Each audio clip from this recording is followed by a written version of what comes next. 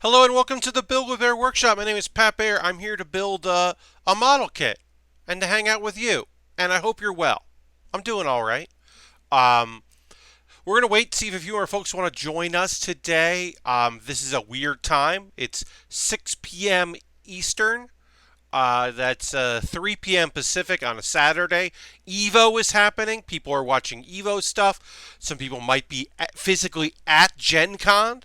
Uh, so this might be a kind of a light stream. If you're currently a subscriber, why not throw the bear cave and the Lego emote at me?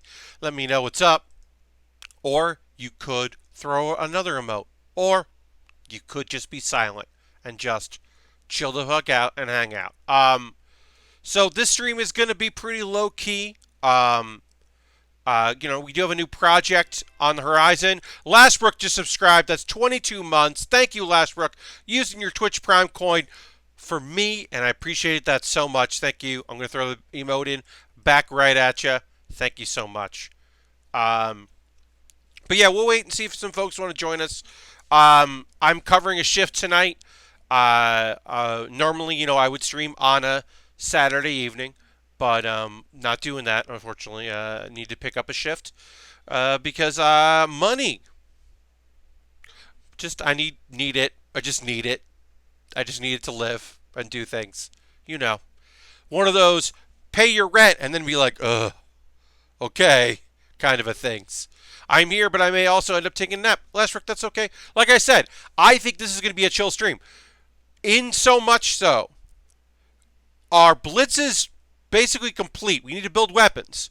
The Blitz is all but done. Hello, Lord Crashington. Happy to have you here. Welcome, welcome.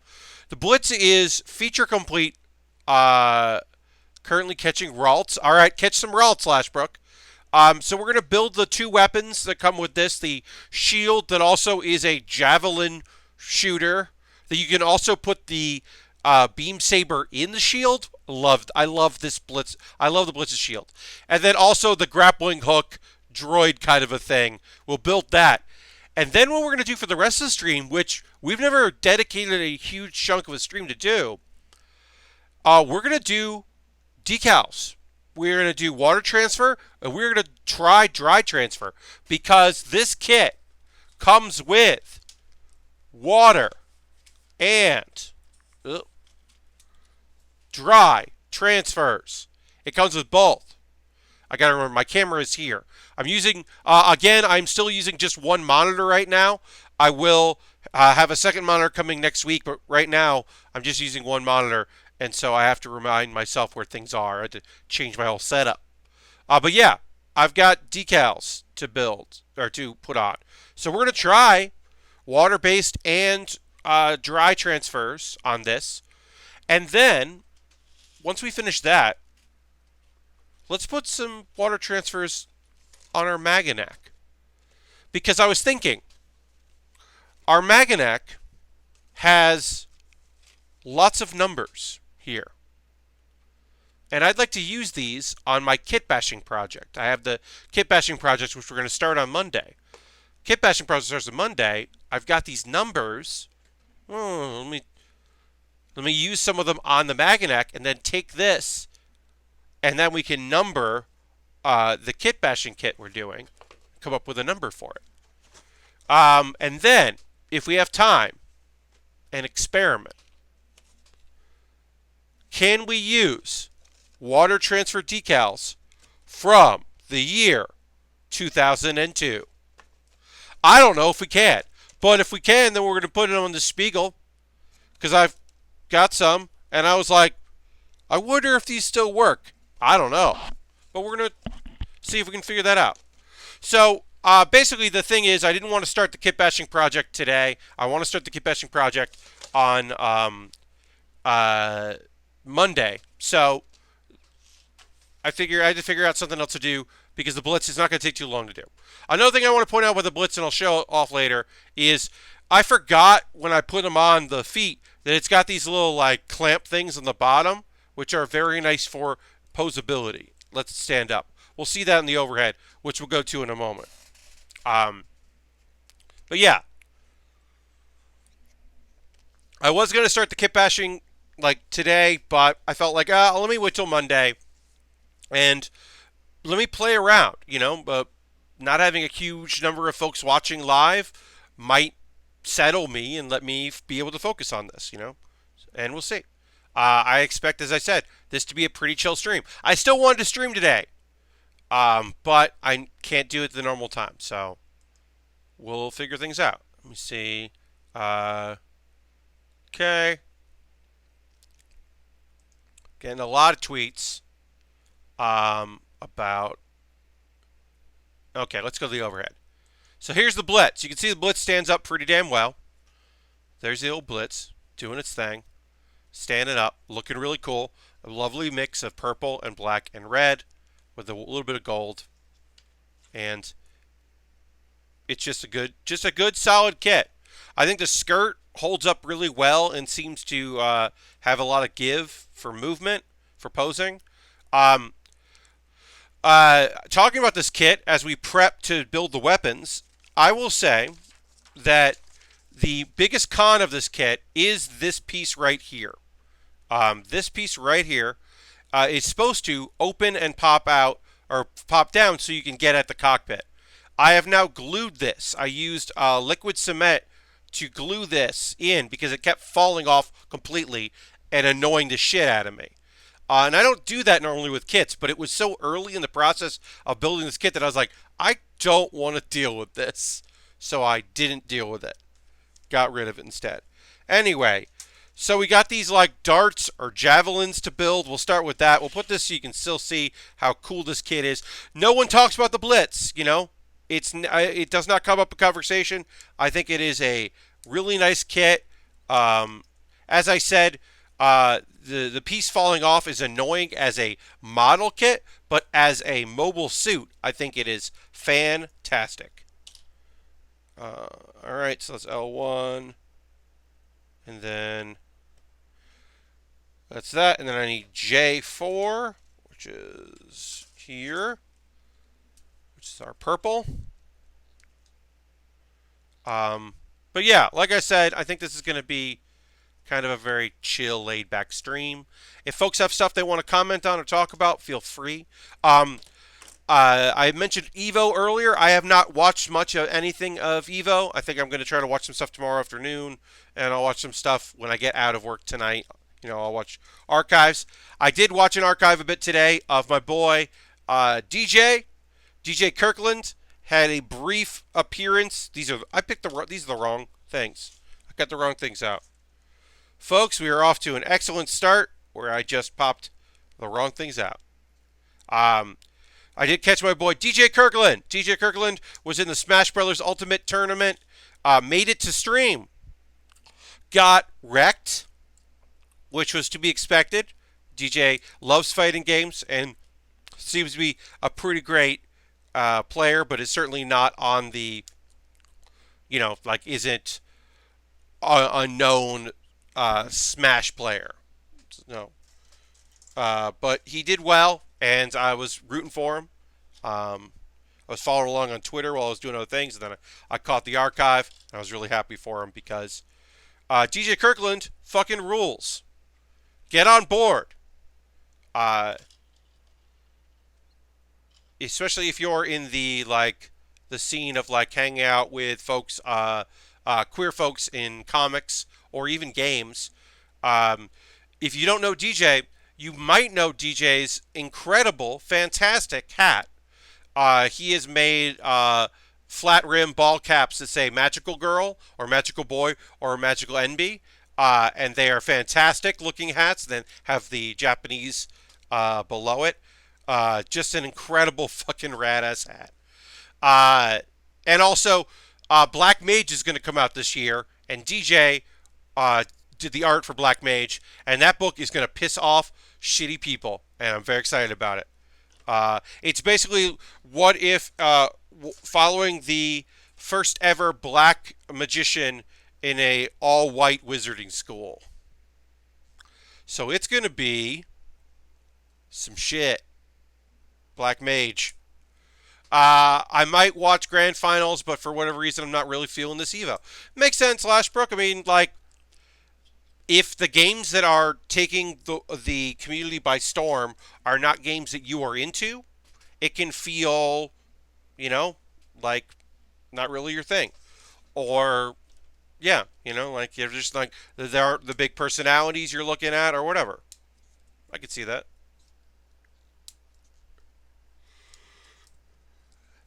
Sometimes fatigue sets in, with tournaments or with games. Like I said, I haven't been closely following. I've kept my eyes, peeled on friends of mine that I know are there. I have a couple other friends competing in some other events. None of them have made stream yet, but I'm keeping my ear to the ground in case any of them make an appearance, so I can find the archive or watch it live if I'm able to. But yeah, DJ making it to stream yesterday was a pleasant surprise. I, let's see, I is black.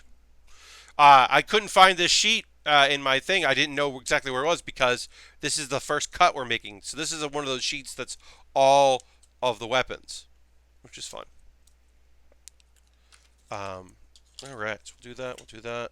I'm excited to do some decal work today after we finish this. I mean, mostly I'm excited to build these weapons because they just look rad, and I've been looking at them. That's the thing when it comes to model kits for stream is I know what's coming up. I know what I don't know everything about the next part of the build because I only pay attention to so much, but I generally know like what kind of uh, like what the shield is gonna end up looking like at the end, and I just get excited about building them.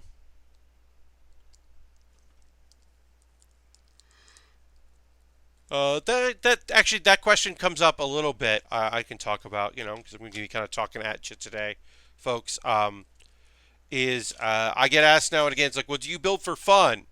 And one, this is fun for me. This is very fun for me. When it becomes a job, it better be it's going to have to be a better job than this. I love doing this. I really love streaming and chatting with folks and working on model kits and all of that. I have such a blast doing all of this.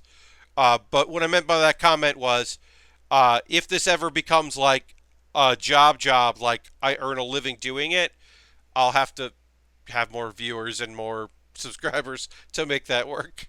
So hopefully it won't start feeling like a job until it pays like a job.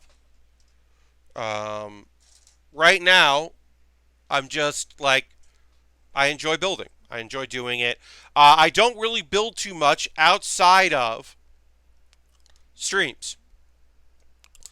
Every once in a while, like a Lego kit will come in. I'll pick something up really cheap, like a 75, 100 piece kit. It doesn't really make sense to build on stream, and it's not even big enough to really like complete in an hour on stream, so I'm not going to take it on the road. And when I get a kit like that, I often okay, so where's this go? Uh, I often when I get something like that, just kind of like build it at my leisure as just kind of like a relaxing thing. Oh, yes. Oh, sorry, yawning. That's not professional. But yeah, often I often treat like streams as a nice little relaxing thing that I do. So to me it doesn't matter if I'll wait a second on that. It doesn't matter if I haven't built since I streamed. The only time I get anxious is when I have uh um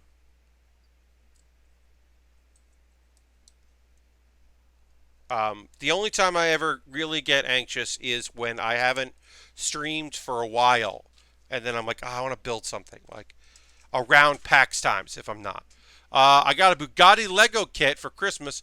It took me a week to make, but here's a pic of it. And since the link. That's fun. That's fun. That is a fun gag that you did, and yeah.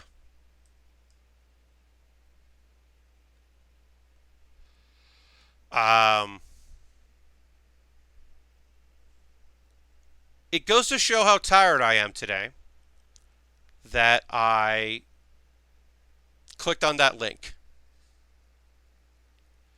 Uh, Folks watching the YouTube archive later,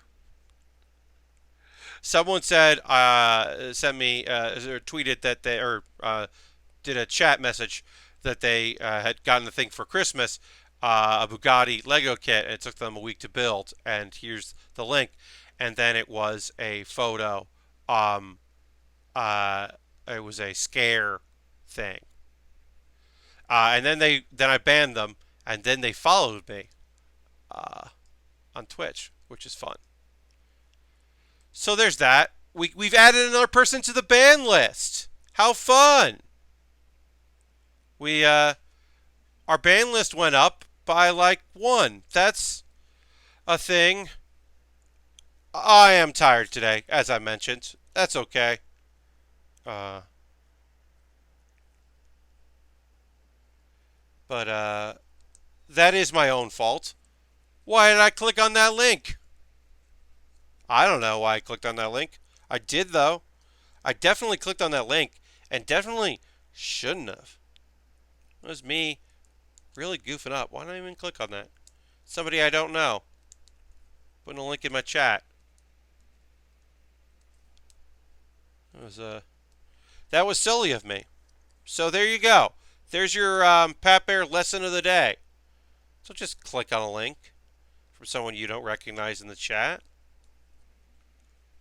Why would I do that? All right, so let's try to figure out. I'm trying to figure out why this piece doesn't seem to want to click in anywhere. It goes there. It goes there. It's supposed to pop in here. Great, got it to work. Okay. Yeah, we're just building our shield, which is also where the gun goes. So it is both an offensive and defensive piece of our kit, which I just like. I think that's a fun design. I'm into that. I don't even know what I was talking about earlier before we got interrupted, but whatever. I think you were talking about Evo. Oh, yeah, I still build for fun. That's what I was talking about. But not that often, because also, I also, stream 6 hours a week, so I get a lot of building in. And really, it is just like if I go to PAX and I can't build, like when I go to PAX West, if it happens that I end up in a place where I'm not able to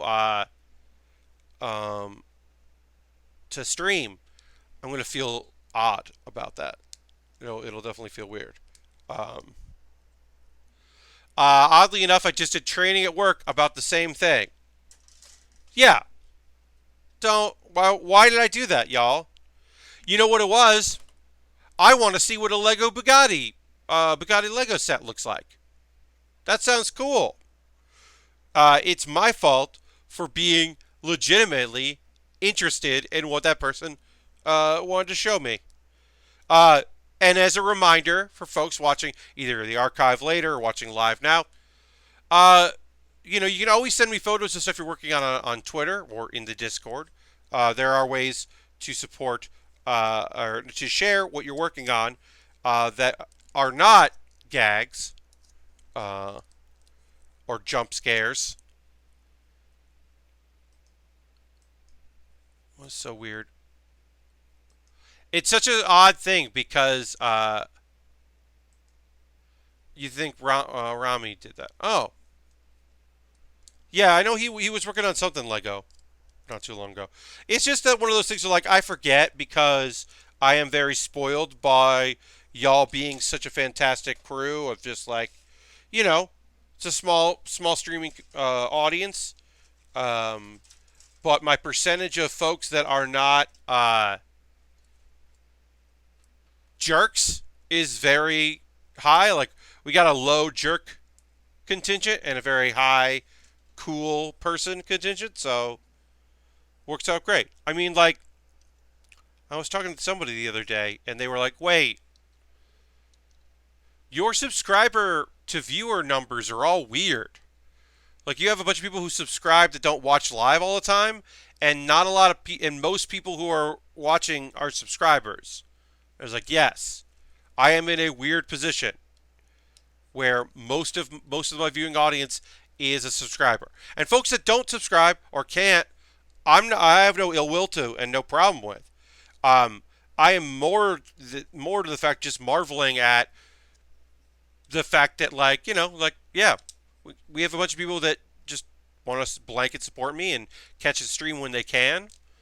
Uh, but for the most part, like yeah, I got a lot of support from people that just can't watch live all the time, which is weird and cool. Uh, Curly Buttercup is here saying, "Hey Pat, just dropping in between Dragon Ball Fighter Z Evo rounds. It's quite intense. Have a good stream and have a good evening, everyone. Happy to have you here, GBC.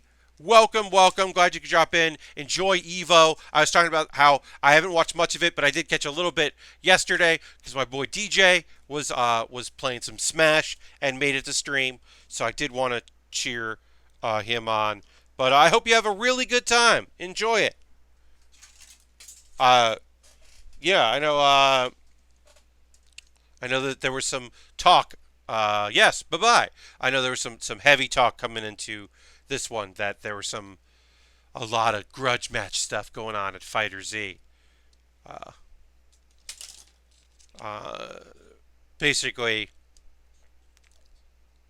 um, Sonic Fox is claiming he built a team specifically to take down one person, to counter one person, and built a team around it. And we'll see if that's enough. I don't know. It's kind of more than I can handle. I don't know enough about it.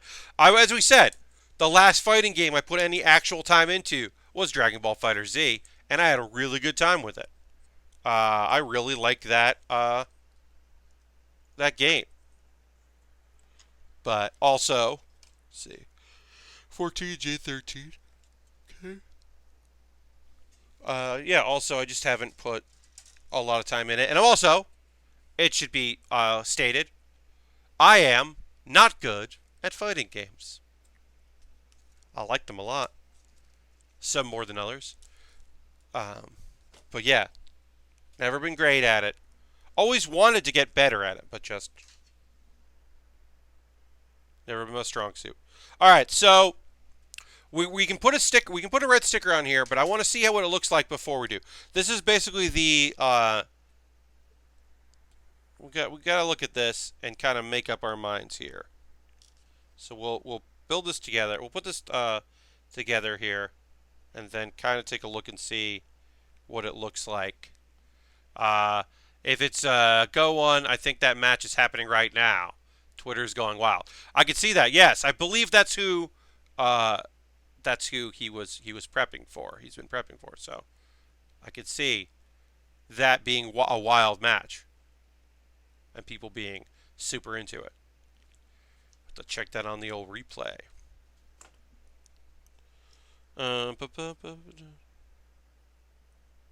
All right. So the question is right now, and Lashrook, I'd love to hear your opinion on this. Right now, I can use just this kind of like see-through plastic red on here, or I could put a red sticker over it. And I'm thinking about not putting the sticker on. I'm thinking the sticker might not be necessary and might actually be a detractor. That this, without a sticker, might just look better. Put it up there. I don't know. I'm not necessarily convinced that a rectangular sticker works on that part of the kit, or is necessary on the kit. I don't know. I mean, I can always put it on and then take it off, but that's also work.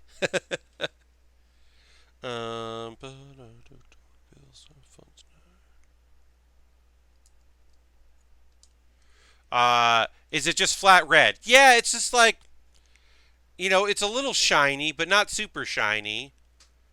Like, I don't know. You can see it on. I put it on the head of our Blitz. That's the same kind of material. Instead of just using the natural red that's under there, and I don't hate that. So I think I might put it on and see how it looks. I don't know yet.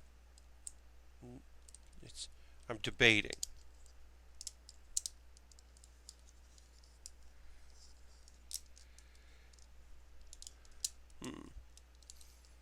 Oops.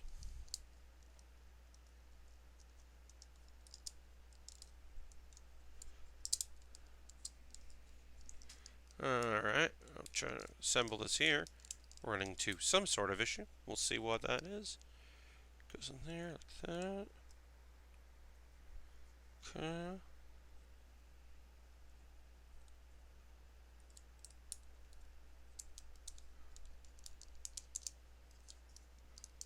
Oops.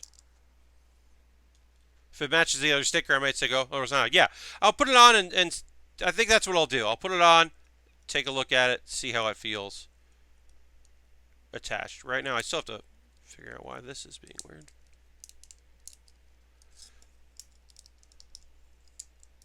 Sometimes you want to put a little pressure on your kit, on the components here, but you don't want to do too much, because you don't want to break anything.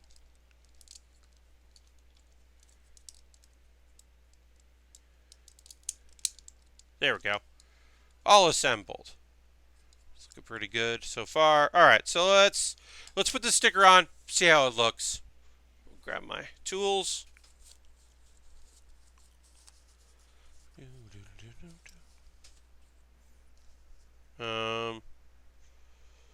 All right, so I do want to talk about this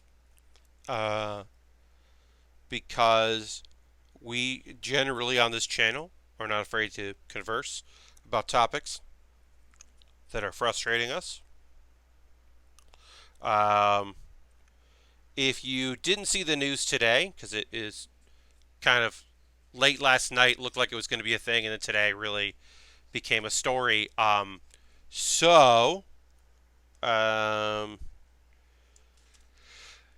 ESA, who among other things runs E3, had a vulnerability, laziness, poor choice. I'm not really great at describing it, but it was possible to just click a link that anyone could find and click on the ESA website and download a spreadsheet that included personal information about press and special guests like content creators. Basically, information needed to verify their identities for badges, plus other information. And all you needed was that link, and you could download it. And apparently, someone had found that. A few people knew about it, and someone who knew about it told a YouTuber, a small YouTuber that does some reporting, but not much.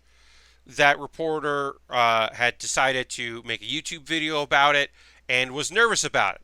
Had contacted the ESA, hadn't heard back, and apparently reached out to some reporters about that.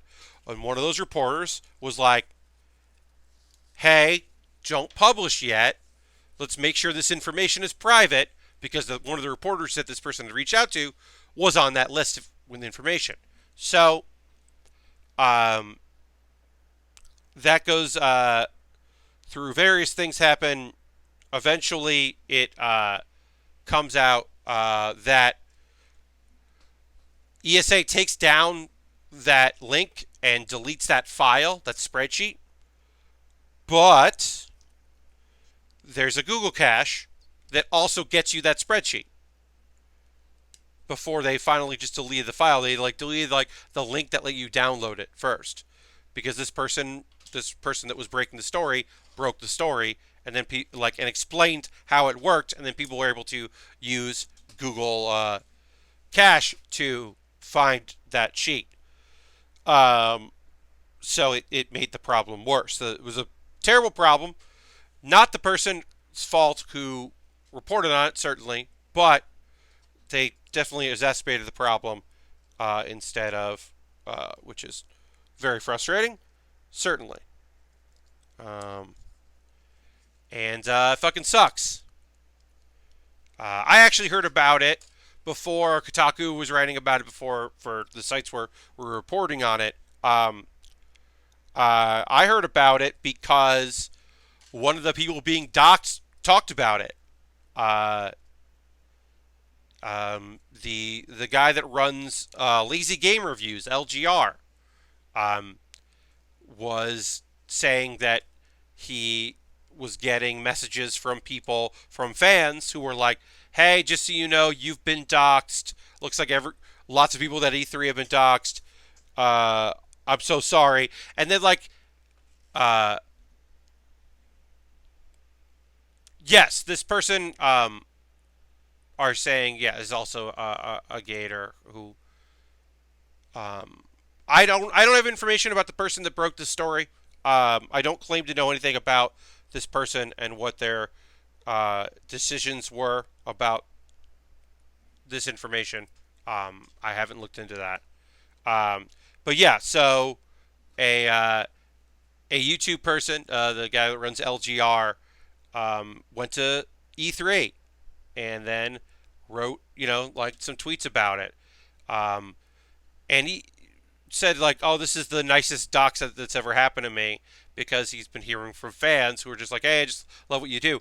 To which then I had a little bit of a Twitter rant about, "Hey, don't do that. Like, it's nice that this person is being like kind about it, but if you have access to people's personal information that you shouldn't have, don't send them a 'I'm so sorry you're being doxxed' message." Because 50 nice messages, nice, it's still 50 messages those people don't need. Uh, we're talking about people that have kids. We're talking about people that have uh, responsibilities because they work from home. That they use their cell phone as a work phone, and therefore their numbers have been exposed. Their home addresses have been exposed. Um, their safety is in question. Uh, it's incredibly frustrating and infuriating to think about. Both that the ESA just dropped the ball so hard, so incredibly hard, and also that this person magnified the issue. Um, and it's yeah, it is. It is very infuriating. I'm so sad for my friends and strangers, people I don't know. Obviously, a lot of people I don't know were affected by this as well. And I try to remind myself of that I'm not just mad for my friends uh, who are in the public eye, uh, um, but also for people I've never met who are also going to be dealing with this. And in the height of, this week we kept hearing about devs having death threats. So I couldn't imagine how many accounts I'd have to log on and how much time I'd have to spend to change my phone number if I was one of the victims. It's such a huge burden. Yeah. And now it's a thing where it's like, okay, well, when I am in a financial position to deal with stuff, like obviously I'm getting a Google phone. I'm going to be doing that for everything. Like my resume is out there right now in a lot of places that has my phone number on it because I want to get a job.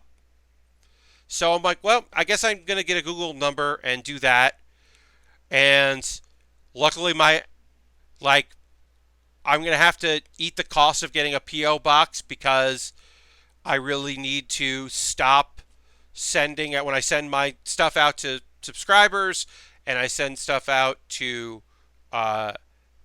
when I've mailed stuff out for League of Heels. Like sometimes I used a friend's business and sometimes I didn't. I'm going to have to get a P.O. box. Job searching on the internet is basically doxing yourself. Yes, Lord Crashington. Yeah, so I'm like, all right, I'm going to have to get myself like a Google number and switch to that. And like, it's just to take care of myself. And then I want to think about, and then also like, Nobody wants to mess with me. When I got verified, someone tried to access my Twitter account, and they probably try to do that for everyone that's gotten verified. But my Google had two-factor auth, so they couldn't.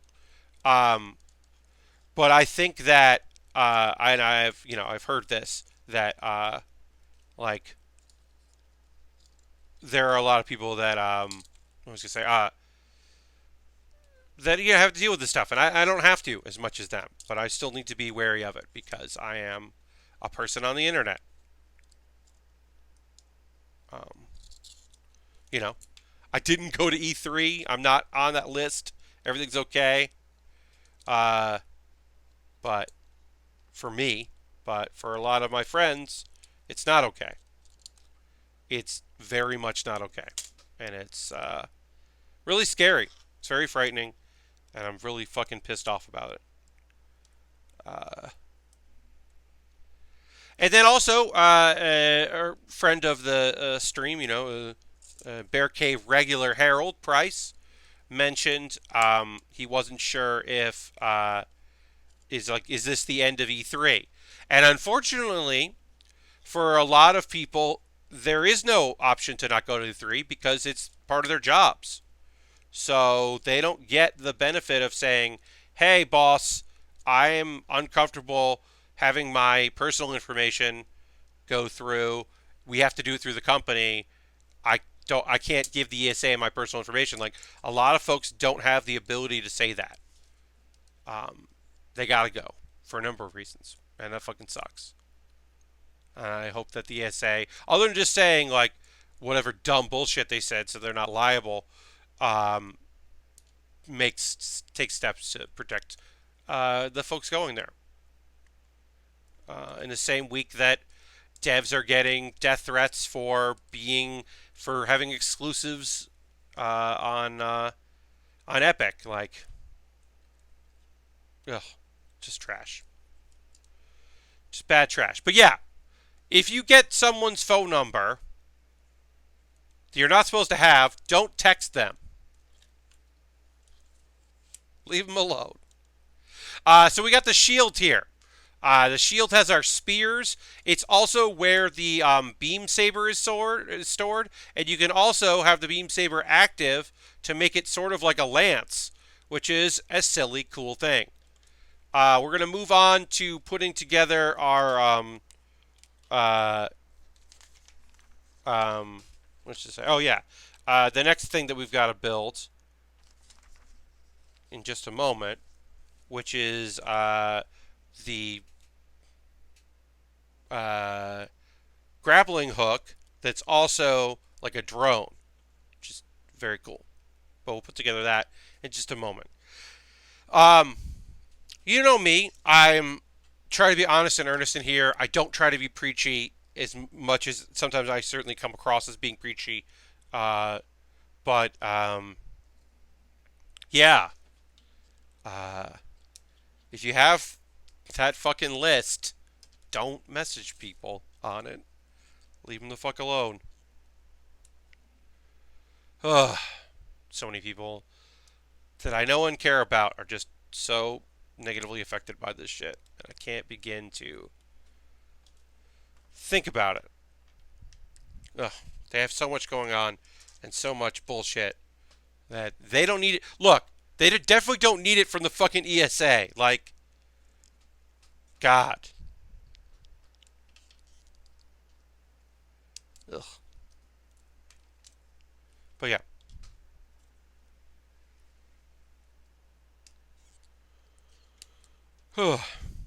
Anyway, I hope things end up being all right for my friends, um, and that people aren't dealing with a garbage weekend. But yeah, I'm like gonna get a Google number, and I'm gonna get a PO box, uh, and gonna have to start like actively doing more to protect myself. And I am a small potato nobody, but I still have to look out for number one. In this instance, number one is I'm number one.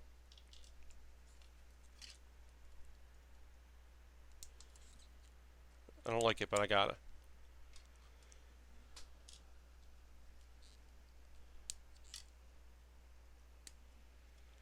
But particularly, I definitely I need I need to do the Google Voice thing. I'm gonna do that on Monday, I think. Just put that in my resume. Speaking of job search stuff, it's fine. I get asked that now and again. As an update, it's fucking fine. I what was it? Oh, so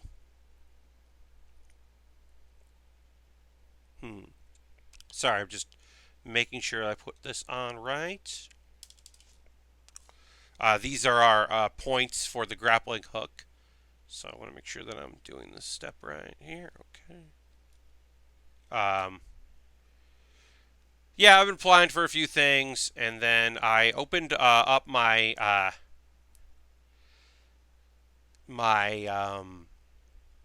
job search stuff on LinkedIn to assistant, because I've been looking at technical director, crew, um, production, theater, lots of stuff.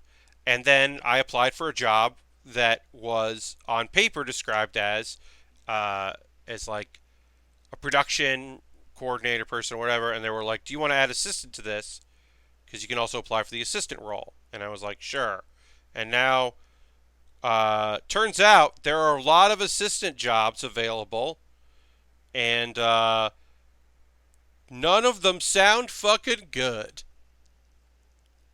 I will, of course, I'm going to take work when I can get work, but yeah, all of it is bad. A little bit of it is good, but almost most of it is very bad and not stuff I actually want to do at all. But need a job. I'm definitely competing with a lot of people that are either way more qualified on paper or real young and totally worth it. Totally interested in working for nothing. I did apply for another job that is a union gig. I'm very excited about that. I hope that pans out into something, because I would love to be a union man. My mom was a high school teacher for a number of years, and of course was in the teachers union. My dad was never in a union. He was a small business owner, ran his own business. Um, but my grandfather, both of my grandfathers were union men. Um, my grandmother was in a union, so there is definitely a precedent in my family for union working, and I would be honored to join that. Speaking of union, I mentioned this on Twitter yesterday, so I'll bring it up now. Um, so if you weren't following my internet exploits in like 2015, you might not know this, but I am briefly in an episode of uh, the television program Broad City. I am briefly in episode uh, 3, I want to say, of season 2, maybe episode 4 of season 2. Early on in season 2, I am in an episode. It was a lovely experience. I am in the web series Broad City, the web series that eventually got them their TV show. So I was very happy to return. It's a small little role. It was a fun day in Gowanus at the Whole Foods. It was a good time. I was very happy to be there and to do the work. Um, well, that's a union show. Not every show on Comedy Central is actually union. That show was a union show. So I am, despite not being in the union, the SAG-AFTRA union, uh, the newest Marvel superhero union man. Indeed. Uh, people think he's Captain Britain, but he's not. Um, yeah, so I had the pleasure of very being in a union show. It was like an exemption. Um, that you are able to do that so many times a year before you're a must join for a union. And generally, you just say, "Hey, I don't actually work that much to be able to join it. I couldn't afford the dues. I don't go out enough for this to necessitate it," which is true in my case. Um, so went in, did that, had a blast. It was very fun. Happy to do it. Um, and every once in a while, I get a little check, and the little check, $18. This check was $18, which is about average. I never know when they're coming. They just come because they made some sort of internet deal for, a block of episodes that includes mine or something. It's something like that. Um, and it's only because it was a union show that I am able to receive payment. And it's so nice.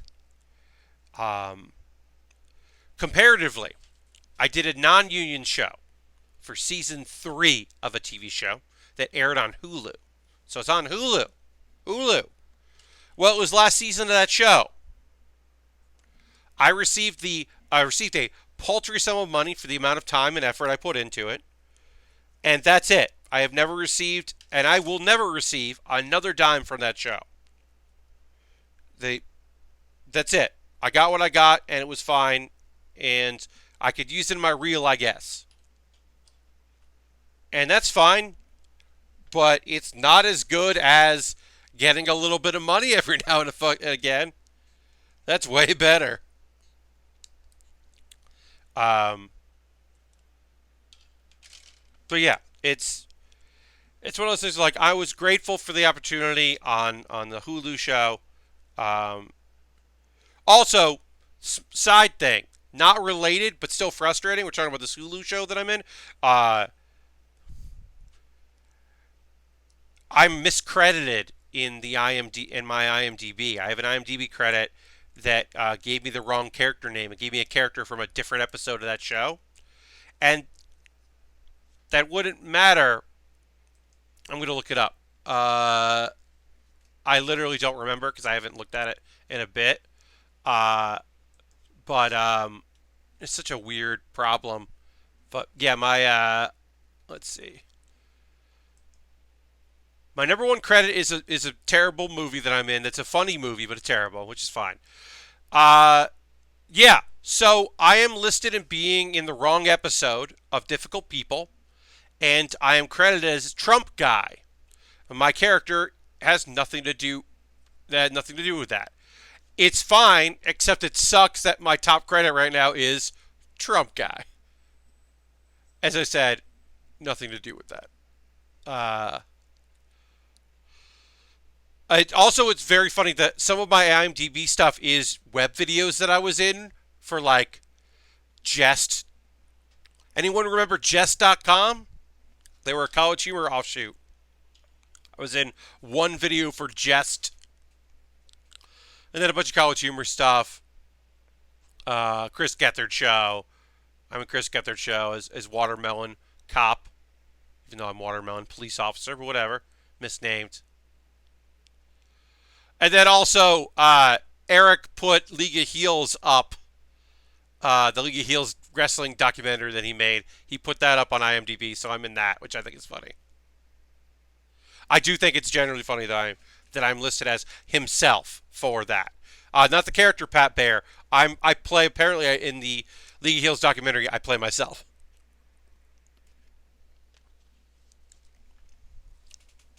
Yeah, I have a odd assortment of television credits, but also that like I have College Humor credits, which is fun. Happy about that. But I have a few other credits. I'm like, these are weird things to say that I'm in. They're true, but they're weird. My occasional late night appearances. Those never pay again. So here's the thing you might not know. I can tell you about. When you see people doing bits on late night television, right? You're watching Seth Meyers and someone comes out and does something. Most of the time, those are writers on the show, especially sketch-heavy shows. Uh, Shows that have a lot of character stuff, especially if you've ever seen the reoccurring. Clearly, a lot of times they're writers. Sometimes they bring in other people for one-off things. Now, when you do that, generally you get paid for it, and then they will generally they will re-air it once. Let's see. I gotta find G9. Where's G9? It's E. Oh, here it is. It's over here. I had it over here. They will generally re-air stuff like once. Conan used to be like you would be late at night the next week. And then they had a deal where Conan episodes were airing on Comedy Central like the week later, and if you didn't get cut for time, you got more money but you would still get some money even if you're bidding on cut because they would do like a 1 hour version of it. And then that's it. By the payment includes putting it on the internet forever, and you do a bit, and then that bit happens, and then it's over. And most late night shows don't archive everything, unless it's a bit they think is going to do well on the internet.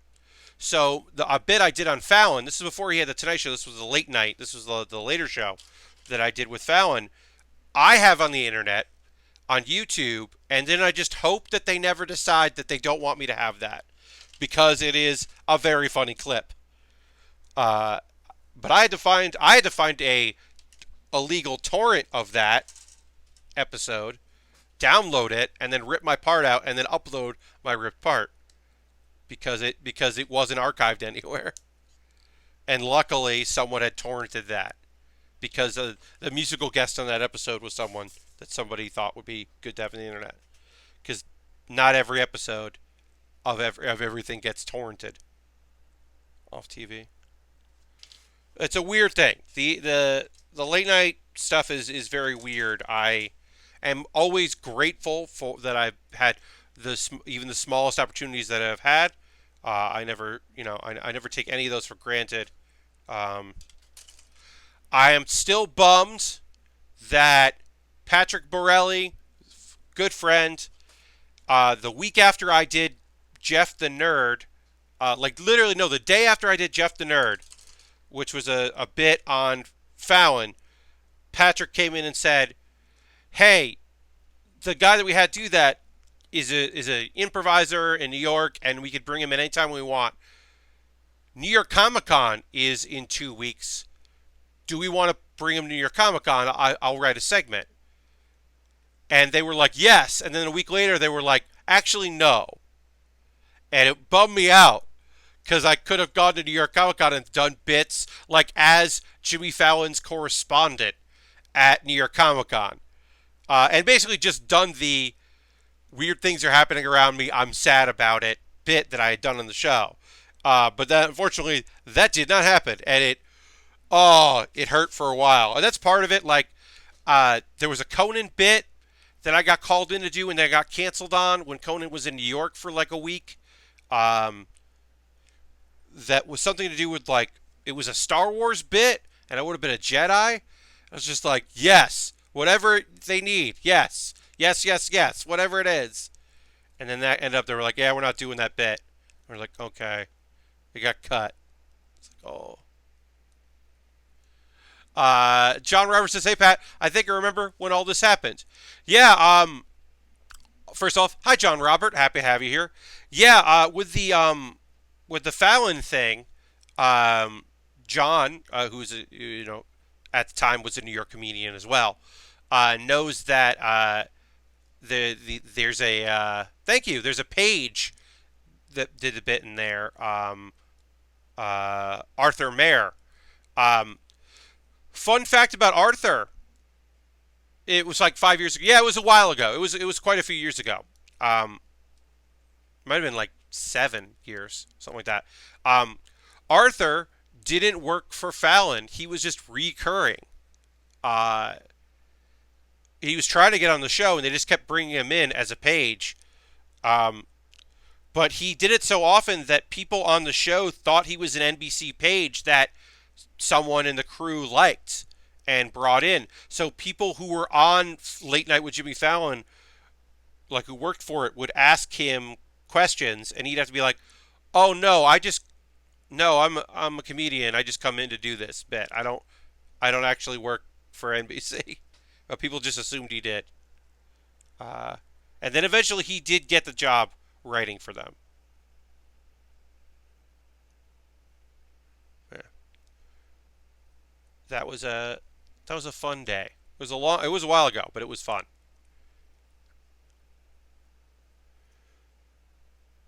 And then the what does the fox say? They did a live version of the like performance of it, and I played an elephant in that, and that was a really fun. That was a very goofy day, but that was a fun one. You cannot. I mean, some people could tell it was me. Yeah, that one was really fun to do and fun to shoot and fun to practice, and was really interesting and very elaborate for them. But I was very happy to get called in for that. Oops. Because it was like really cool. um,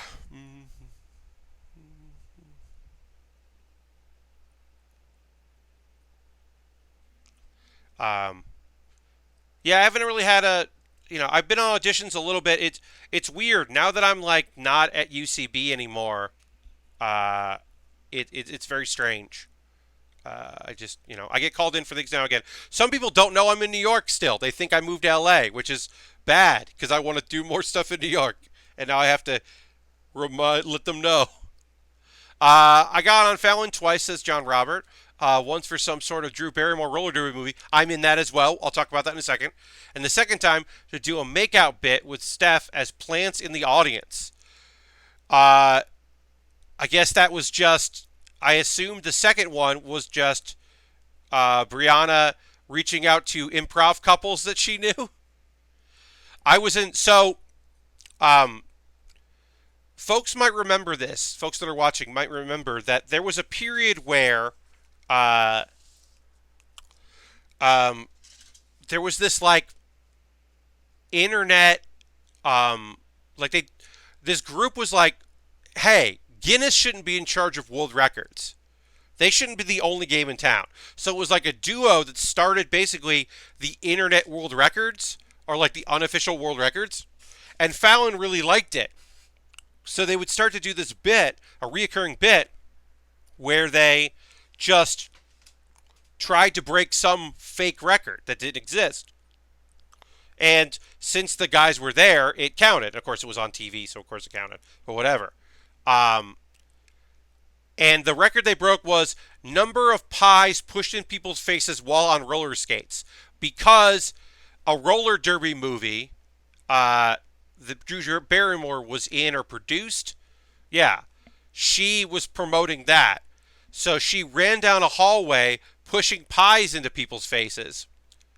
Uh, and I remember she nailed me really hard because she was running out of time. So she just smashed a pie plate in my face. Uh, it was very silly. And it was like John Robert was there. And it was a bunch of people that were just like, our friend had a job there, like helping out. And part of her gig was just like, anytime they needed a lot of people, they would ask her like, hey, ask your old improv friends or post on Facebook, get us a bunch of people who would like waste their time for what was probably, that one was probably $50, if anything. That one was probably nothing because there were so many of us. That was probably like $0. Um, but it was still like a really fun, cool thing to do. That was a very goofy bit, but I was happy to do it. And I remember a few of our friends, it was like everyone knew each other, and then there were like 3 or 4 people that like someone else on staff had brought in, and so they didn't know any of us. And I remember it like definitely must have sucked for those people to just like not know anyone, and then we all knew each other. That was a good time. I remember really enjoying myself at that silly thing. I mean, I had a good time at any of them. Like I said, I would say, to be earnest, like yeah, like my difficult. The reason why difficult people was a weird shoot was, uh, oh, so John Robert found a link to the video, which I'll put in the show description. This is a link you can click on, folks. It's not like the prank link that happens. Uh, you can click on that, and I'll put that in the show description that goes up on YouTube later. So yeah, bookmark that. Yeah, I get the test one. I remember it was fine, but she hard pied me for the second one. Um, but I remember they wanted to use me because I was tall and had glasses, so they wanted me in shot for that. The difficult people. The reason the difficult people was weird was um, one one of the stars who will remain nameless. One of the two stars completely, definitely, 100% recognized me and didn't say shit, and that sucks because I knew that person pretty fucking well. Um, and then also, this difficult people bit, I had auditioned for a better role, a beefier, meatier role. I auditioned for the role of the TV producer, which I did not get. Instead, they offered me a smaller role, which was funny, and I had no problem doing. But the TV producer role was still in the show, and I had to see that person do those lines. Now, that person's Wayne Fetterman, who is a far better actor than me and made way more sense for that role. I didn't make sense for that role. He did, but it was still very weird. I've never had that experience where I got cast in a thing and watched someone else do the thing that I had also auditioned for. That was new and weird.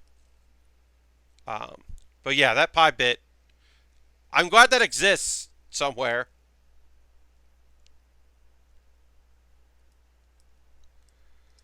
Yeah, that was my first time on late night. I had always been like almost booked on Conan like 3 or 4 times, but that was the first time I did anything on. I was very happy. There was a bit for one of the Conan anniversaries or like late night anniversary where I had a lot of people running and a bunch of UCB people at the time did it and I couldn't make it and I was so mad. I was like traveling. All right. So here is the finished product. Finished for now. Got to put this thing in there. Oops. That's why I was so glad that Conan managed to keep all of his bits. Yes, for the late night show, Conan 25. It's awesome. I'm actually in New York City for a hot second to do, the Caveat Show. Rhode Island. That's awesome. Well, John Robert, give my love to everybody. I mean, I don't even know. It's been a month since I saw Matt, which sucks. Because, I used to see Matt once a week at least. So, give my love to all of them. I hope you have a great time at the show. I normally stream Saturday night. I'm actually streaming early tonight. I know. I'm actually streaming early because I got to go to work at the Brooklyn Comedy Collective tonight. Well, actually, John Robert, what I meant was I used to see him weekly because he always bartended once a week, and generally it was on the night I worked. So I used to see him at UCB East like once a week, and then also sometimes UCBW. All right, so here is the cool. If we had a stand, we could put this on a thing. Well, whoops, pop that out. I'm gonna pop this up. But yeah, have a great show. I'm glad you're in town for Thank You Robot. If you're in New York City, folks, find out about the improv team, Thank You Robot, and their many fantastic shows.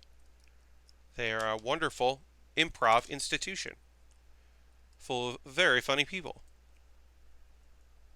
And some of them are now podcast stars. Thanks to the podcast Mission to Zix. Which is so weird because I have friends of mine from games who were like, oh, have you heard this podcast? I'm like, yes, I've heard this podcast. I know all of those fuckers, and I'm very happy for them. But yeah, I know all about that shit. All right. So I'm going to take a sip of water here. So what's going to happen is I'm going to do the pause for the cause. I'm going to talk about ways you can support the stream if that's something you'd like to do. Then we are going to put some dry and water transfer decals on this. And then we're going to go back in time and try some other kits and experiment with water-based transfer decals. Because why not?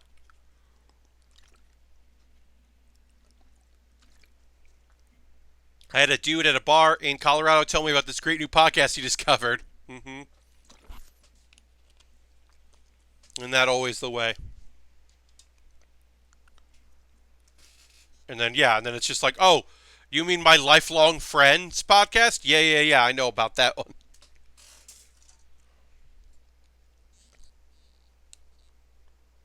Take these off. All right.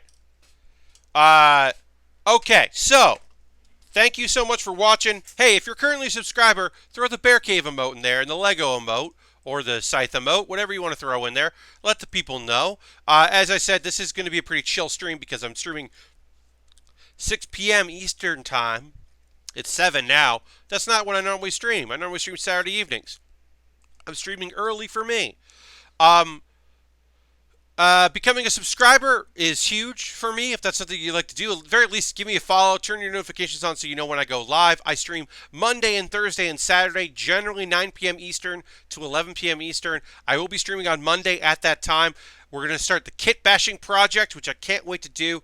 Going to take the Baratos Lupus Rex, and we're going to take some Grimgard parts and make our own unique Iron-Blooded Orphans model kit, which I can't wait to try. I think that's going to be really cool.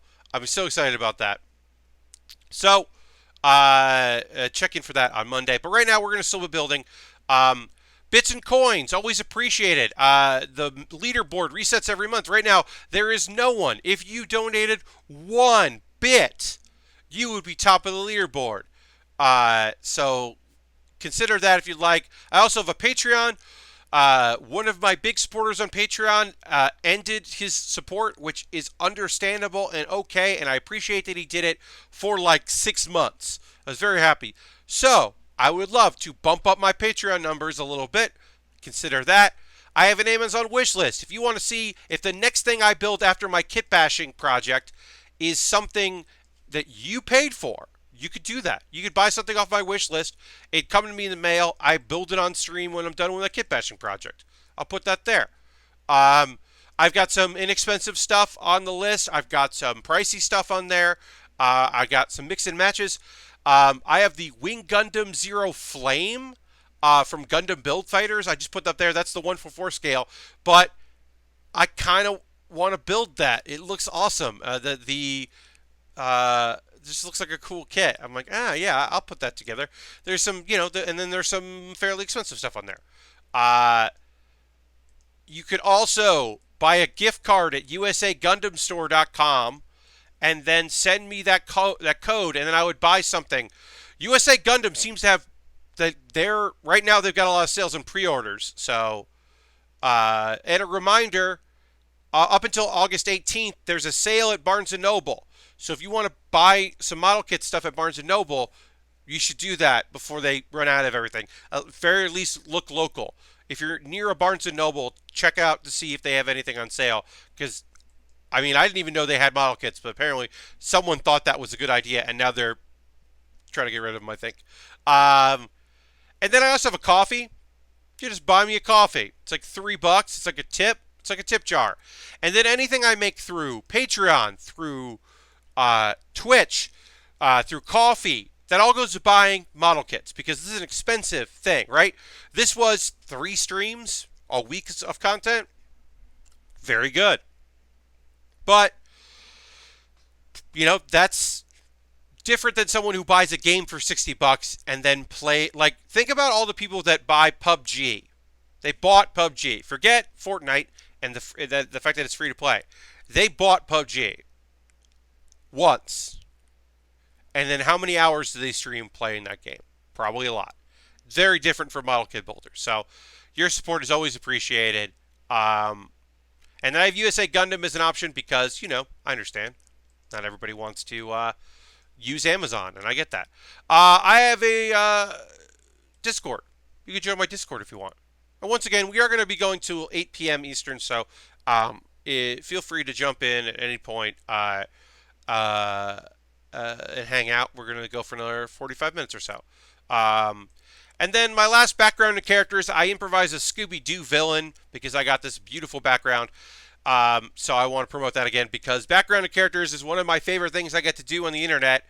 And just silly and fun. And then a friend of mine said a very nice thing about them the other day, and it made me happy. But they're very silly, and I enjoy them. So, and I'll put that record setting list there. So we're going to talk about some anime, and I'm going to do some decal work. Now, you would normally use an X-Acto knife for this, but my X-Acto knife blade needs to be fixed after using pumpkins and then carving out of like foam core and cardboard. I just need to replace the blade, and I haven't yet because I didn't think about doing this. So we will be using scissors for our decal work, and I've got this for reference because we'll decide what we're going to be putting on, if we're going to be using the water transfer or the dyes.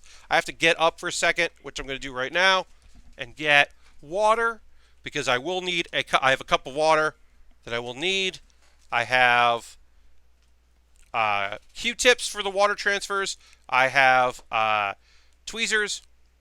I guess one of the UFC guys in the show tonight used Kurt Angle's "You Suck" theme for his theme.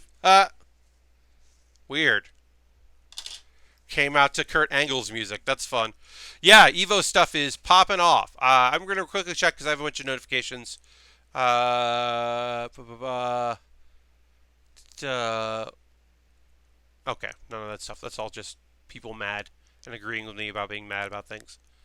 And then also people excited because Alex Navarro actually mentioned the name of the band that he's been playing with for a while and mentioned that he has a gig on the 15th. And I don't know if I'm going to go because it's unfortunately it's on a Thursday, and I love Thursday nights. You all know that. So I'm debating whether or not I'm going to go to the show because it says 7:30, so he's on last, but I don't know. Like that could be 11. It could be midnight. So I could theoretically stream normally and then just go, but I don't know. So I also don't want to be one of the people that just comes into the headliner. I want to support the supporting acts. So I have to decide. I have a lot to think about, y'all. All right, so we got our water transfers. We've got our dry transfers. I'll talk about those as we do them. I don't have a coin on me, so I'm going to use this. I have some tape over here, just a little blue tape to kind of things in place. So basically, I'm going to pick a transfer, and I'm going to apply it. And now when it comes down to it, honestly and earnestly, I will say this. I'm just going to do my damnedest. I'm going to do my best to nail it. But I am not great at applying transfers. I'm just not great at it. I wish I was better at it. But I know that I am not great at it. So I can only do my best.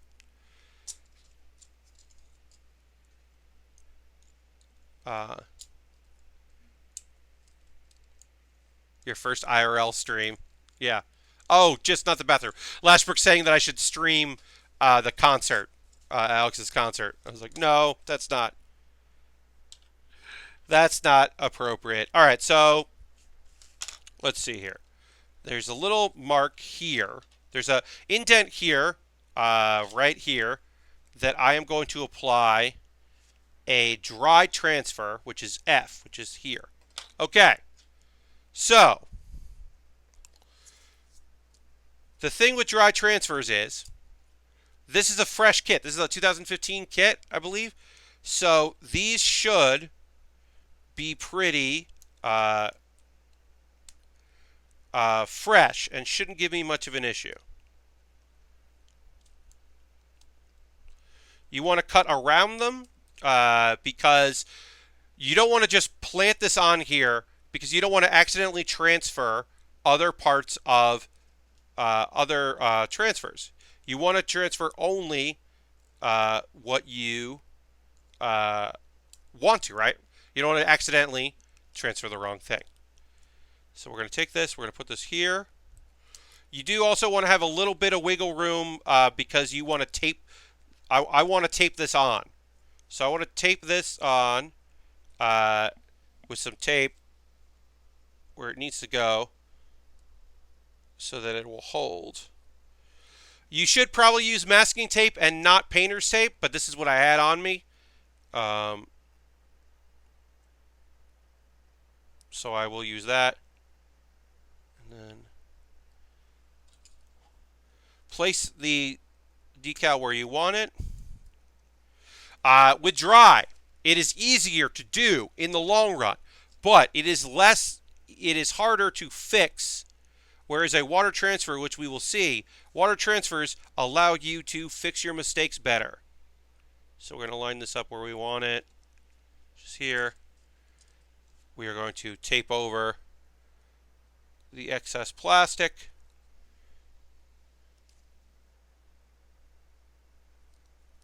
All right.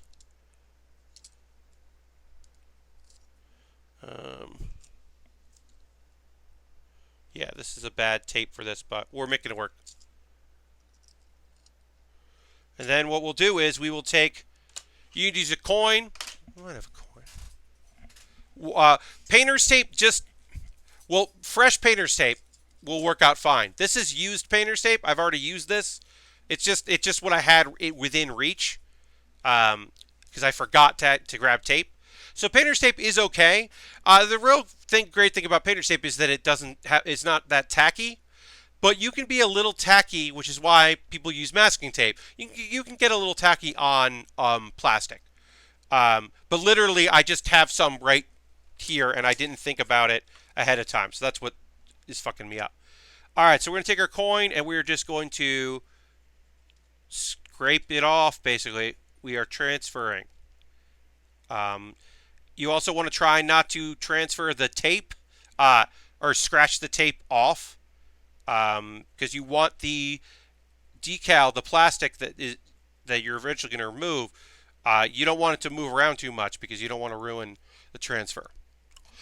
Dry transfers set way faster than water, which is awesome. There is a thing, it's called Mr. Soft. It is a spray that you can use that will help create a seal and protect what you're doing. I don't have that product because, as you know, I don't do this that often. All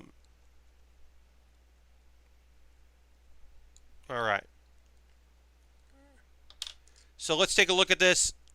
And then also, hey, here's the great thing with dry transfers. If it sucked, we can scrape it off. And I'm not going to care about that. Yeah, all right. So we're going to hopefully not put any pressure on this while we do other things. So what I'm going to do is, so this isn't as straight as I would like it, but it will set and it will look cool. It'll still look cool. So I have other things that I would like to put on this shield. There's some text here. That's another dry transfer. I'm not going to do the dry transfer there for a while. I want to let this set for a little bit before I start fucking around with it. So I'm going to move on to do something on the body. I'm also going to retweet my own tweet about streaming and say I'm doing some decal work because I would love it if a few more folks wanted to pop in. I understand that they might not, but like, you know, why not? Take my keyboard here.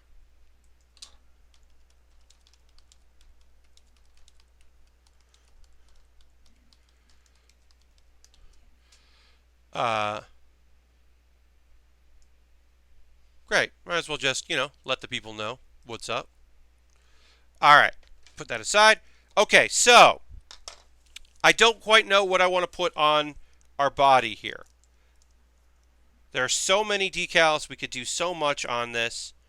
Both water transfers. I know I want to do the big ones. I want to put some big water transfers on here because that's easier to do, to cut out and to put on. So let's look at some larger ones. All right, so this goes on. That's that one. Okay. So we're gonna let's see here. I'm looking up the design, the label for it. Okay. We are gonna put some decals on our legs here. So what I'm actually going to do is I'm going to take the leg off. Some folks, they have vices and they have different ways of holding their kits in order to do these transfers. When it comes to a water-based transfer, you're kind of using two hands, so it is often, in my opinion, way easier to not have a full kit and just have like the piece you're working with.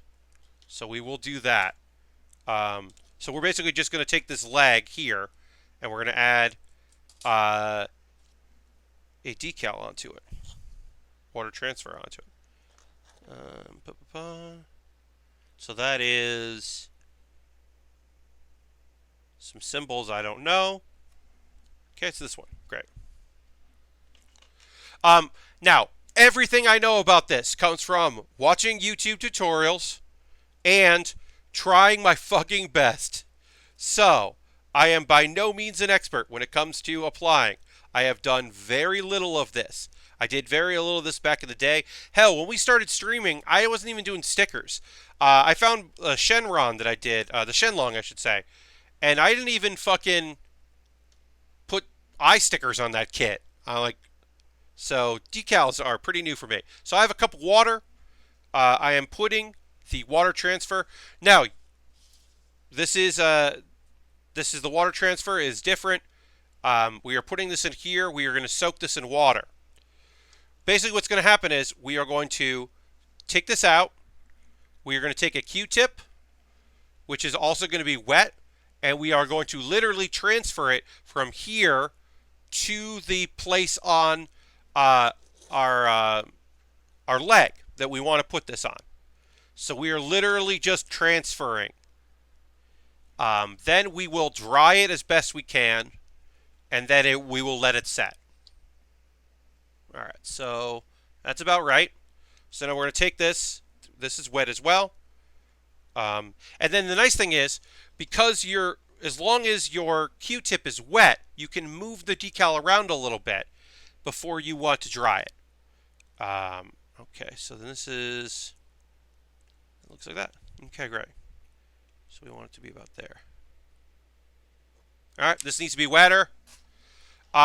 So one of the things about dry transfers almost always last a long time. Water-based decals should be good for a few years. Sometimes they're not. We're going to do the 2019 Maganac. Those should be fine. Those water-based transfers should work no problem. Trying the 2002, I literally don't think it's going to work. Also, I want to talk about anime because it's anime talk time. I watched 4 shows because I didn't get a chance to watch Fruits Basket. So I'll quickly say, is it wrong to try to pick up girls in a dungeon? Danmachi Season 2. I thought the War Games were going to go longer. I am happy that the War Games are over, folks. The War Game ended. I thought it was going to be most of the season. It's great because this villain was new. So I'm glad that they were just the set up and change everything villain. And now we're going to get a new villain. A new villain's going to hit the scene. And then or the villain that we didn't actually deal with in the previous season.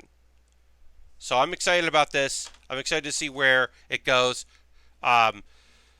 Is it wrong to try to pick up girls in a dungeon? Is like my favorite show of the season right now. It is so fucking good. I am so happy with it. All right.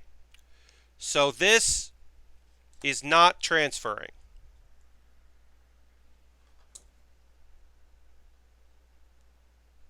I don't know why it's not transferring, but it's not transferring. So generally when that's the case, you have a couple options. What we're going to do is we are going to peel this piece off.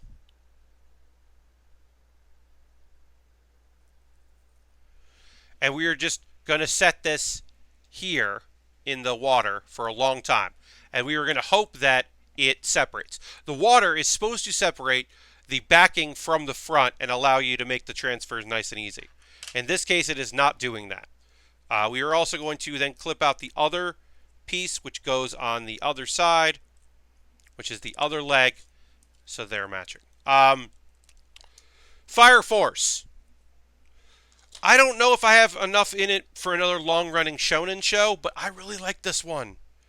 I love the main guy. I like the supporting characters. It's like it's a hard show. It's a rough show. Everyone's trying so goddamn hard, and I just feel for the characters so much. I want them to succeed. And yeah, the reason why these demons and the fire and all this shit that's going on, like I'm very much engaged in what's happening with this show.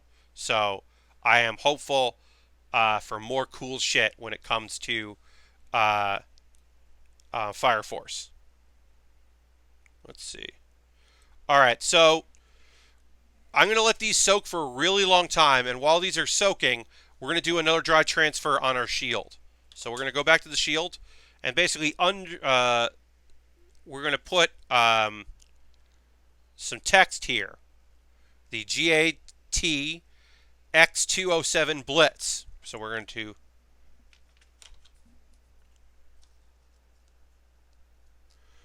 cut this out.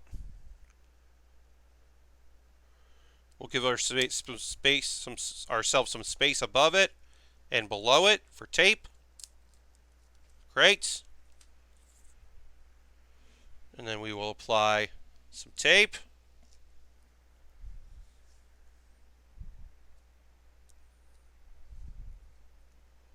About where we want it.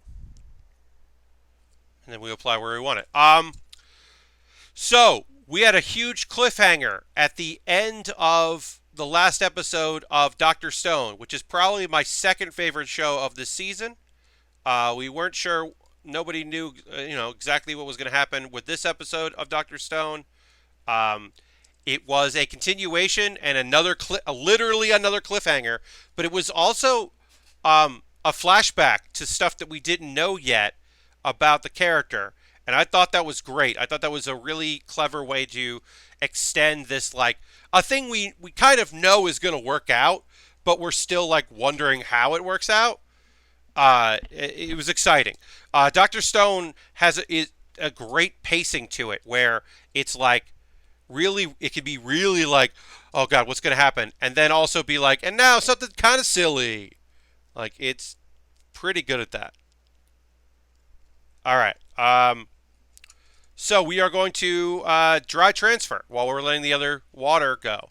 Again, I am just doing my best to transfer over this while at the same time not letting this move around anything. Or that's why the tape is there, so that while I'm scraping basically and transferring it, hello, Dude Wants His Rug. Welcome. We're doing dry and wet transfers to our Blitz, which we completed. Welcome. So yeah, the tape is there so this doesn't move around. And then also it kind of keeps it in place so that if we lift this and we didn't actually do the transfer right, we can kind of, hopefully, correct our mistake. Happy you're here, Dude Wants His Rug.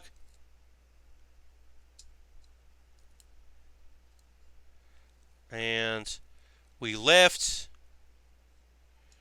And we see... All right, this transfer did not... let's see. Transfer did not take. We did not do enough pressure. We got to try it again. Did you see the One Piece chapter the creator of Dr. Stone redid? Lashberg, I did not see that. I'll have to check that shit out. That sounds cool. And the last show I want to talk about is, I talked about this on Thursday because I just started watching it. I don't know how long I'm going to watch a certain scientific accelerator. But here's what I figured out. All of it, or at least all that we've seen so far, takes place after the first season of a certain magical index.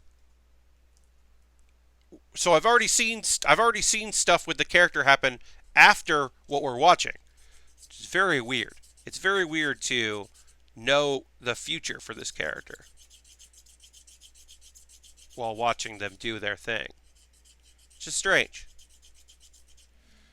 Because if you don't know, a certain scientific railgun, a certain magical index, and a certain scientific accelerator all take place in the same universe, the same world, but they take place at different points in the timeline. They're not, and occasionally they're contradictory, but rarely actually contradictory. Generally, it's something like, oh, this event happened, but now we're seeing it at a different place. Like, some things are universal, some things are slightly different, and sometimes you're like, it's all weird as shit, but I do like it. Oh, okay. So, our transfer did not complete. We have to keep back. We have to go back and do it more, and we're hopeful that this didn't fuck up, because there is no backup to this.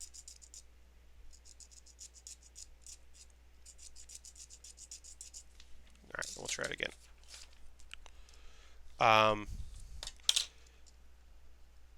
I am not, as I said, I am no expert when it comes to this stuff. But, ooh, that looks not bad.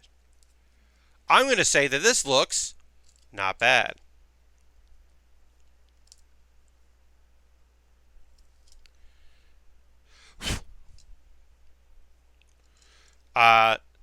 So both of these are dry transfers. And I think they both turned out pretty good. Let's try the water-based transfer. So yeah, as I said before, Aria Forta is still the best show right now for isekais. Sending good vibes for good transfers. Thank you, Lord Cratchton. I have to check my email a little bit just because it might be related to this. God damn it.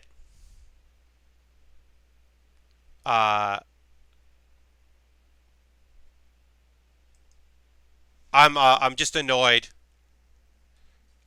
because someone sent me tech and I had everything ready for their show, and they just sent me updated tech, and it's just annoying.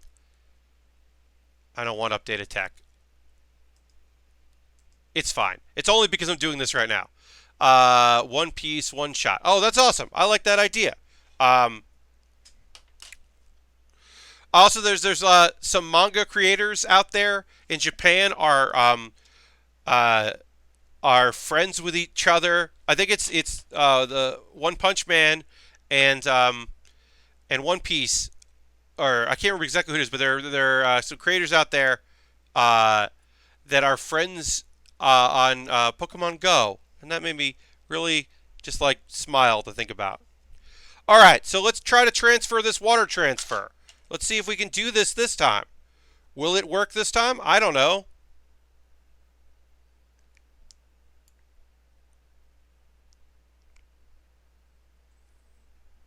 I literally don't know. We're going to try. So we'll wet this again. Get some water on here.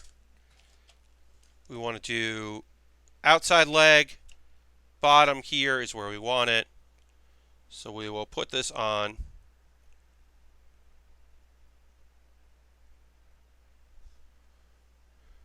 Oops. Oh, no.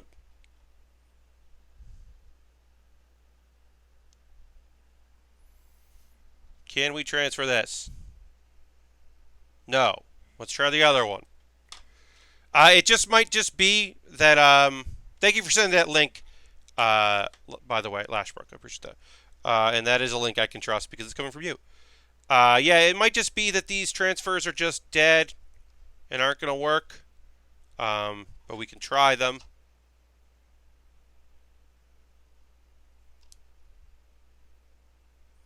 Yeah, I think we're out of luck with these water transfers.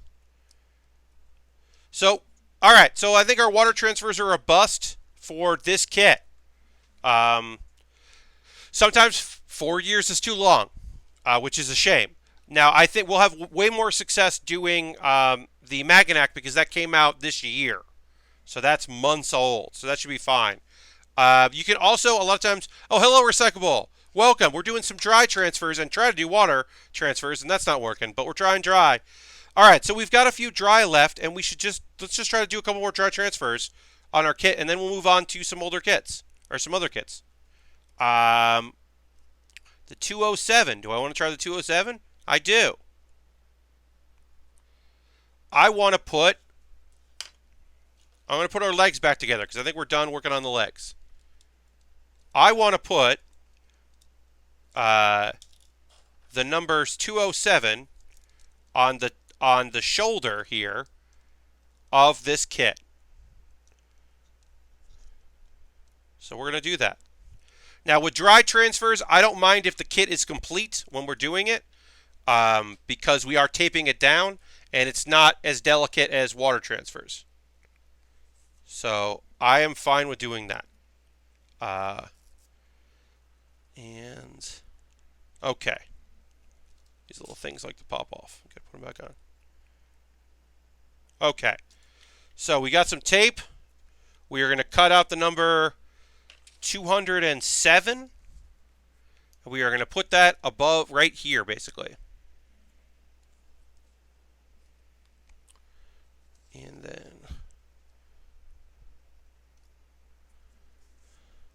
and you know, that's trial and error when it comes to the longevity of your water transfers. Sometimes they'll surprise you and they just work. Other times they do not, which is a shame, obviously.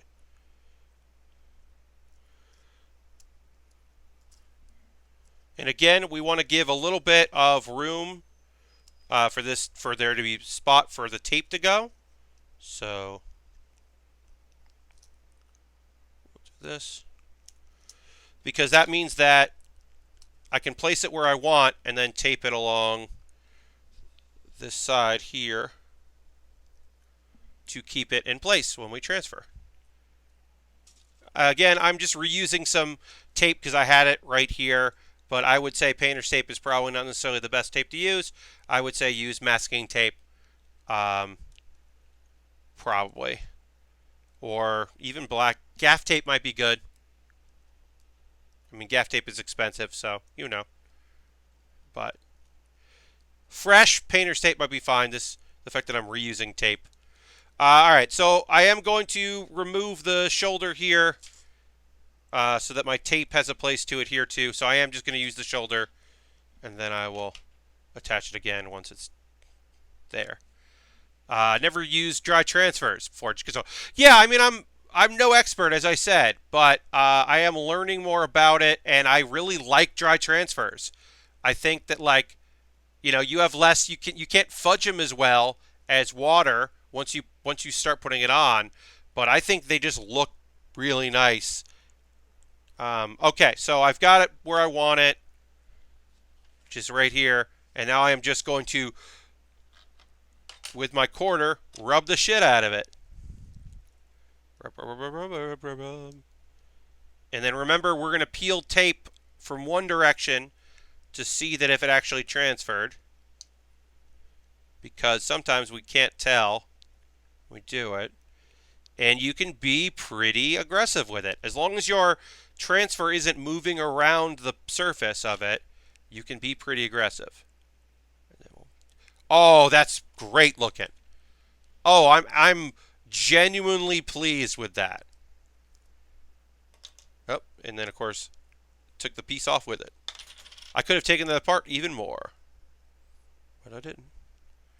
All right, so now I'm going to try to put this back together. But yeah, I think that turned out really nice. I think that's going to look really nice on our kit. But I'm going to put that aside because I don't want to touch it in any way, shape, or form until I have to. Because we are babying our stuff to let them set.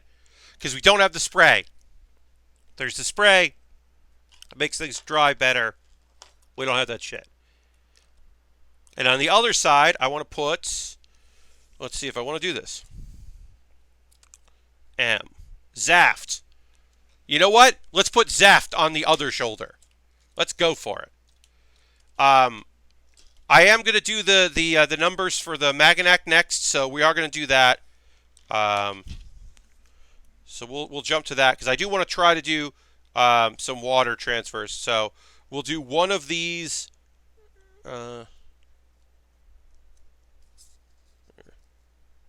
Ooh, that's kind of neat. I'm not willing to do that. All right, so yeah, so we're gonna try to cut this out. Again, I would use my X-Acto knife, but my X-Acto knife is not that exact right now because I need a new blade.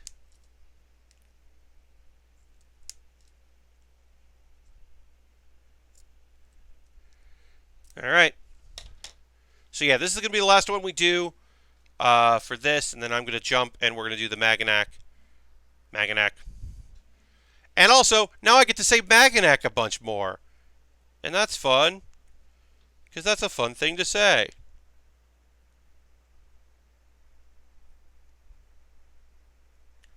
Alright. So we'll put it where we want it. Press down on some tape. Try to get this adhered right.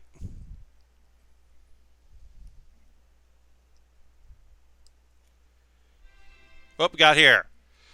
Asmo subscribed tier 1. That's 15 months, 15-month streak, 15 months of the Bear Cave. It can't have been that long. Asmo, that's 15 glorious months. Thank you for your continued support. Please flood the Bear Cave emotes and the Lego emote and the Scythe emote if you're a tier 2 or tier 3. Thank Asmo for continued support. Asmo, it's so nice to have that. Thank you so much, my friend. All right, so we're going to transfer this Zaft, Z-A-F-T. And we're just, hopefully, yeah, I can already feel the thing move a little bit, so I'm going to try to be. So yeah, now I'm just running my corner over it, trying to get the transfer to be complete and good, and then we will peel back. Yeah. It's on a bit of an angle, but I'm okay with that. All right. Zaft. Feeling pretty good about this. We can now kind of reassemble our kit here. And the goal is to not touch Maganac. Indeed, Lord Crashington. We get to say Maganac again. My goal is to not touch the...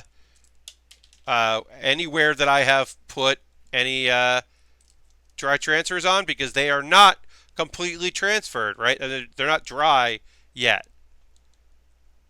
They could still rub off if we are not careful, so we are going to attempt to be very careful.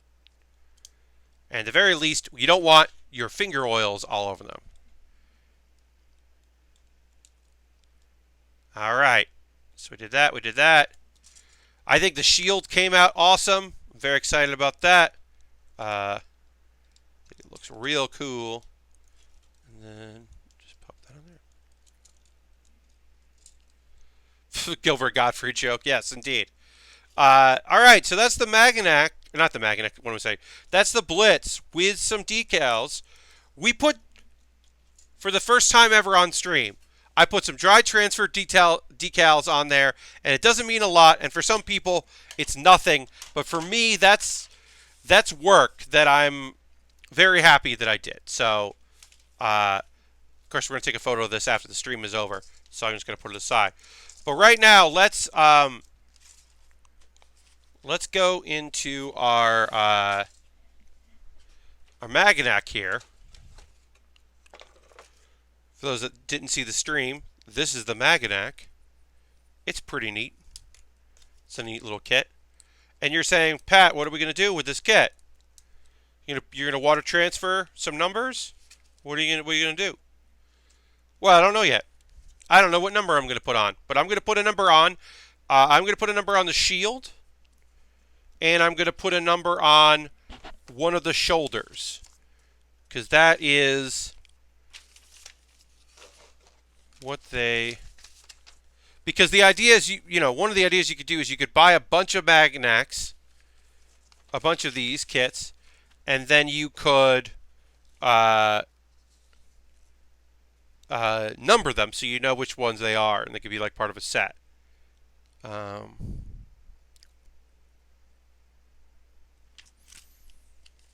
So I don't know yet.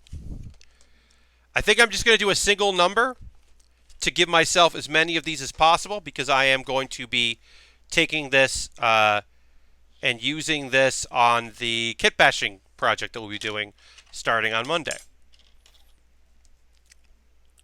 Let's just take 0. How's that?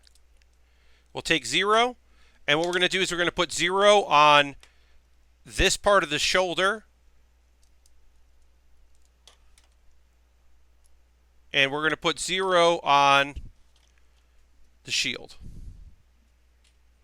69, indeed. Is there any specific model kit you'd army build by multiples? I would actually.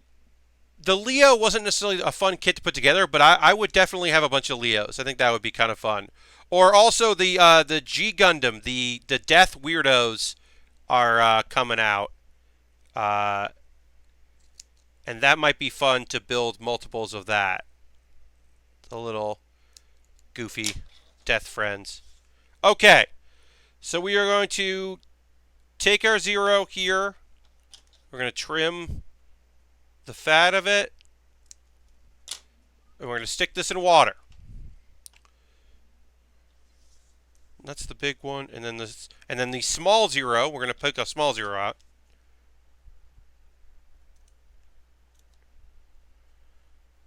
Try not to clip out our 1 in case we want to use 1 later. I don't know if we will.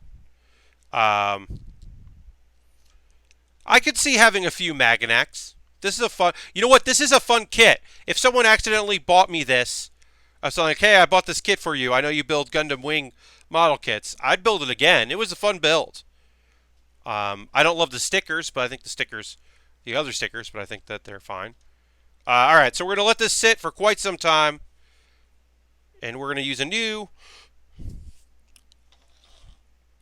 So the idea is, we've got the shield here. We're going to take our large number.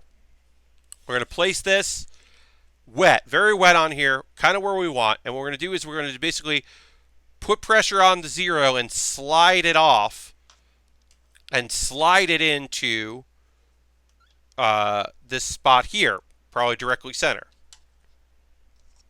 That is our goal. Will that work? I don't know. But that's the goal.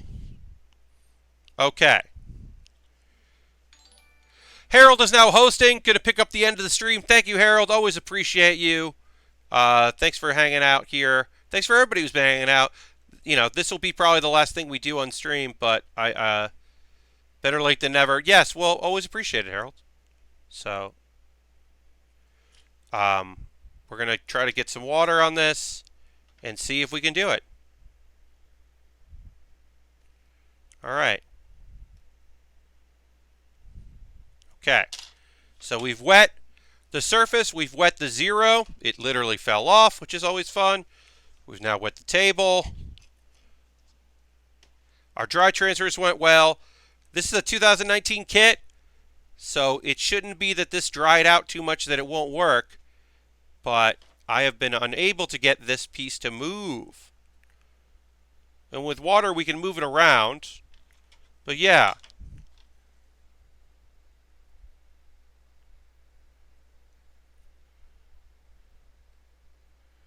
Doesn't seem to want to go off of the paper.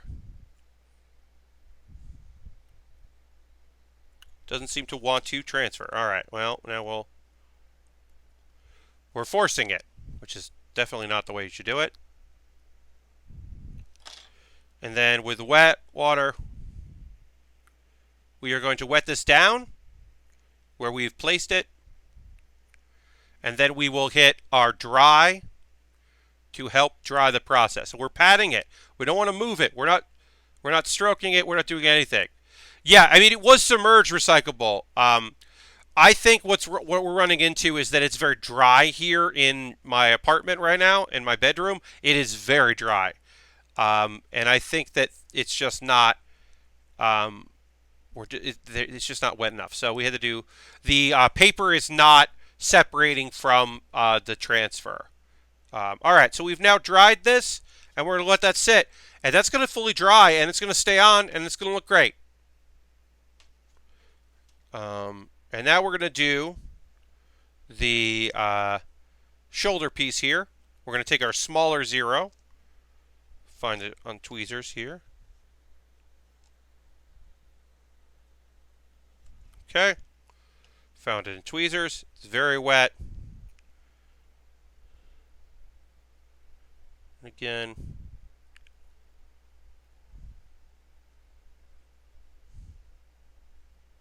Oops.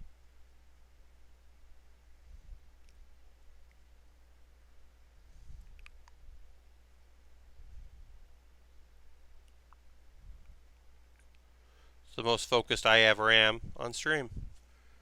Alright, so we got that. We've got the 0 on our tweezer. And now we are going to water transfer it off our tweezer, hopefully. Nope.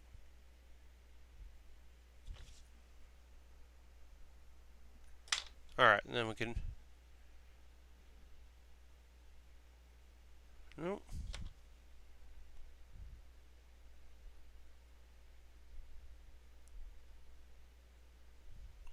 Once again, by no means an expert when it comes to any of this. Take everything I say with a grain of salt.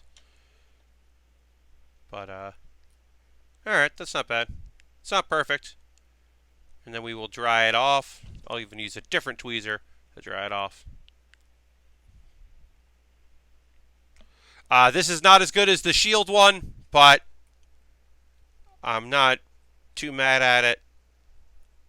Because at the end of the day, it'll still look cool. I think this turned out great.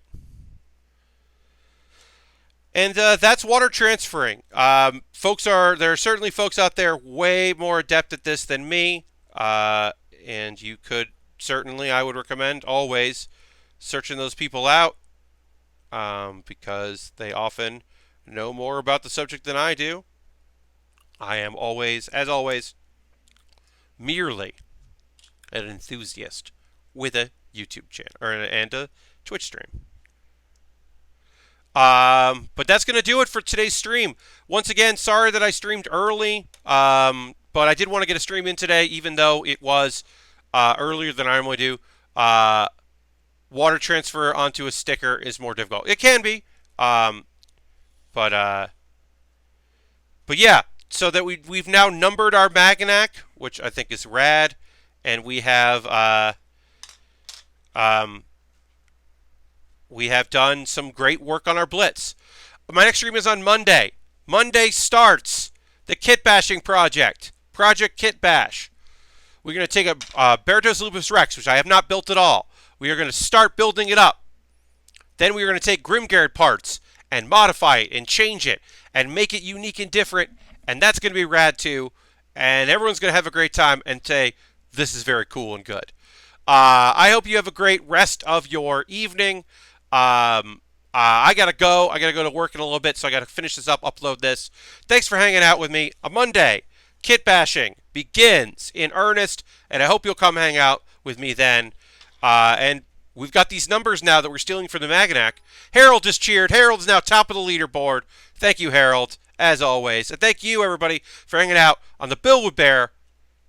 I'll see you on Monday. Bye-bye. Bye-bye. Bye-bye.